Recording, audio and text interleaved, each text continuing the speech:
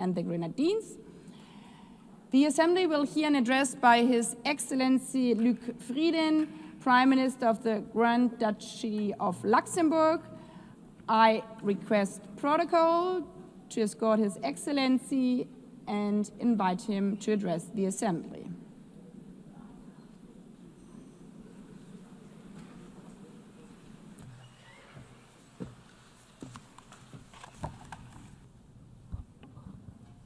Madam President, Secretary General, the Second World War was the deadliest conflict in history. It took the combined efforts of 50 nations to resist the Axis powers and end their seemingly unstoppable campaign of conquest and subjugation.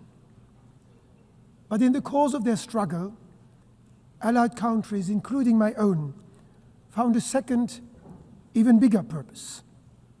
They would end the war, and they would seek to end war itself. They were driven by a dream of a world in which conflict is replaced by cooperation, oppression by freedom, and misery by prosperity. They were driven by hope, not fear, unwavering in their belief that the world could be changed for the better. A world of peace in which war would be prevented not just for their generation, but for all those to come after them. A world of justice in which the relations between the nations would be governed not by force, but by law. A world of freedom in which people do not face oppression, but enjoy fundamental rights without distinction as to race, sex, language, or religion. These ideals go hand in hand. Peace, justice, freedom, dignity, human rights, international law. Looking back, and indeed at the current state of world affairs, it is painfully obvious that we are not always living up to those ideals. The last few years have seen an unprecedented erosion of international norms and violations of humanitarian law. The international order is at a breaking point. Too few defend it. Too many have lost faith in it. For Luxembourg, the United Nations still represents the highest of mankind's ambitions. As much as the United Nations represents these ideals, it represents a different method, a paradigm shift in the way countries deal with each other and their common challenges. Words, not weapons. Diplomacy, not warfare. Solidarity, not confrontation. The establishment of the United Nations 8 years ago was not the end of the journey to peace. It was the beginning. That journey must be made anew every single day. One that Luxembourg will always be ready to pursue. That journey of dialogue and cooperation, together with all others willing to work for peace. Because war, with all its horrible results, is nothing but the final expression of that radical unwillingness to compromise at the root of all human conflict, that stubborn refusal to even listen to the other side. It is this uncompromising spirit that starts wars, creates divisions, and hinders progress, leaving all of us worse off. The United Nations, however, represents the opposite spirit. It stands for the relentless pursuit of compromise, for the formidable power of reconciliation. But the United Nations as an institution cannot work wonders. Its success depends on all of us. It will work, its ideals can be achieved when we adopt this spirit, in all our decisions. When we work for comprehensive, just and lasting peace in Ukraine, respecting Ukraine's sovereignty, self-determination, and in territorial integrity. When we work for an immediate ceasefire and full humanitarian access in Gaza, as well as at the same time for the immediate release of all hostages.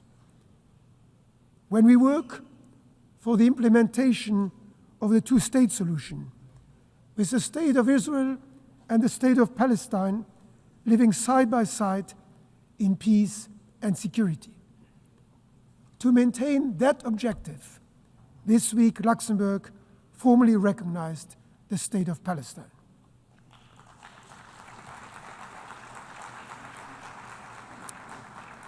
When we work to ensure equal rights, to educate all children, to eradicate hunger and disease, and to protect our cultural heritage. And when we work for a United Nations that is fit for purpose, with a more effective and more representative governance, and with the necessary resources to keep pushing us towards our ideals.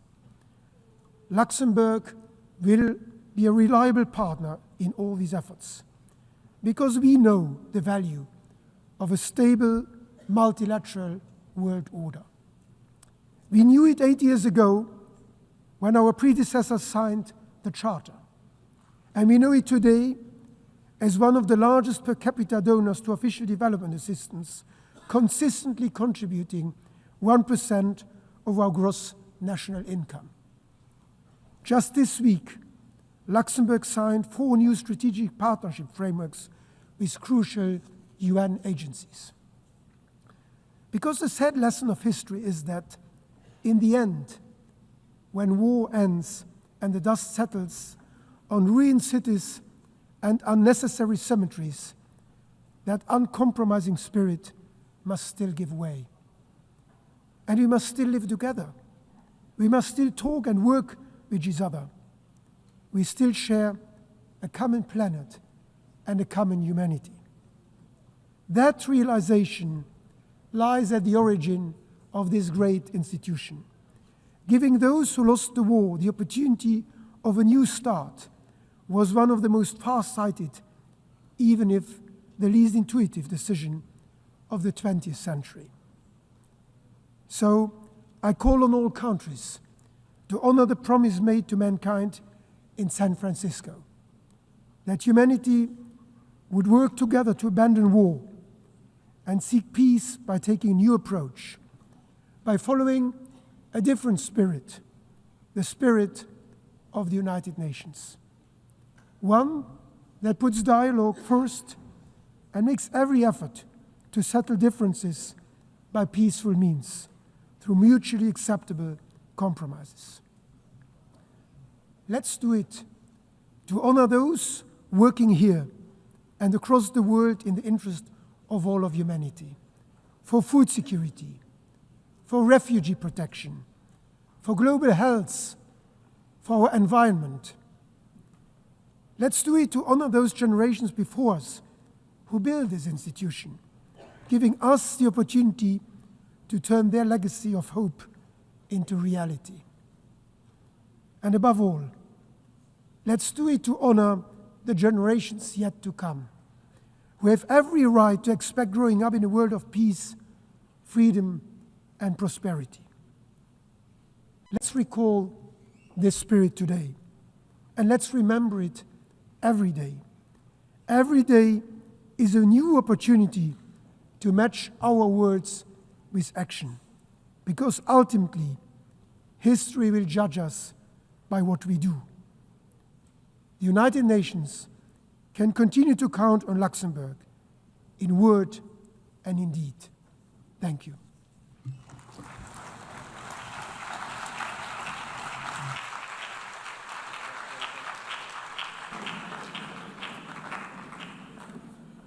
On behalf of the Assembly, I wish to thank the Prime Minister of Grand Duchy of Luxembourg. The Assembly will hear an address by His Excellency Micheál Martin, Taoiseach of Ireland. I request protocol